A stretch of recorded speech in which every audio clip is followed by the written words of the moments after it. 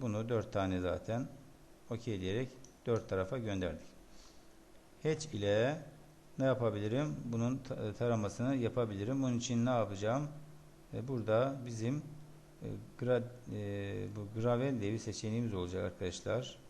Onu bulacağız. Gravel diye şu aldık.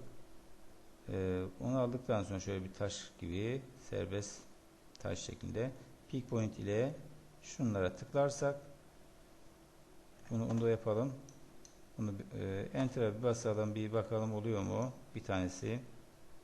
Escape ile bunu aralığını 30'da arttırabiliriz. Evet, enter'a zaten basmışız.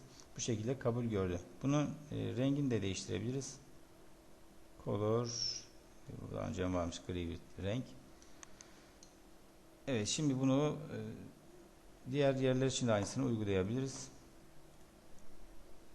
Bakın böyle yapınca